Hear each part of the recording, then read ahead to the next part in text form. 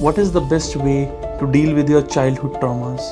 The more you dig into your childhood, the more easy it is going to be to rewire and reprogram your brain. Don't ever ask that question of what is wrong with you. It's more the understanding and the compassion of question of what happened to you. So can we say that our adulthood is mainly the result of how our childhood was there, or how traumas affected our childhood?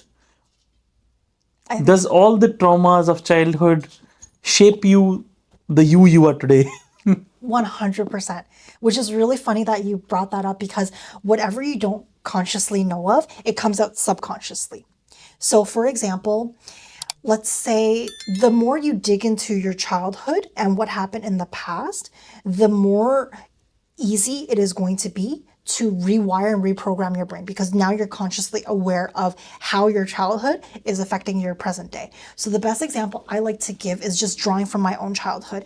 I grew up with a very narcissistic parent. And as a result of that narcissism, I grew up as a people pleaser. So whenever I'm put into situations, I'm still learning to recover from the people pleasing. But whenever you put me into situations with people and it triggers my responses, I tend to people please. So I'll say the right things, I'll do the right things, and whatever. It's not a good time because I'm not standing up for myself. But because I recognize that that was a result of my upbringing, of dealing with a narcissist, now I'm able to put myself into safer situations, for one, but I'm also able to learn to speak up for myself by choosing the right people and only associating with people that are able to give me space to vocalize my own concerns. But that comes from recognizing what happened. And until you recognize what happened, you're going to fundamentally attract people into your life, whether that's romantic, platonic, or otherwise, that mimic those relational dynamics with your parents. What is the best way, according to you, to deal with your childhood traumas? If we go stepwise, in 3 steps, how do we summarize it? First, I will start off with going to see a therapist. I think it makes a huge difference, because by being able to talk to someone outside of your friends that can see things objectively, one, they can equip you with the right tools to work through your emotions. 2, they see things from an objective lens, and they're not saying, oh, Steve was an awful person anyways, you shouldn't date him. They're not feeding into that. And I think that's really important, is you have someone that is looking at it objectively. And third of all, by working through a therapist, having the tools and looking at things objectively, they're also able to shift your perspective and give you a different perspective. So what really helped me when I have gone through that therapeutic process is having the therapist tell me, hey, look, even though your childhood doesn't seem like it was that great back then, maybe you should look at the positive things that happened. And by looking at those positive things over time, I'm able to realize, hey, look, my parents did the best that they could in their circumstances. And it took a really long time for me to realize that, hey, look, they were fundamentally hurt as kids as well, but they did the best that they possibly could. And now it's up to you to heal through that so that that doesn't get passed down. And that's all you really can do.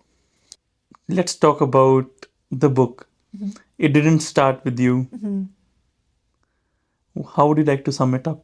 What would you like to say about the book?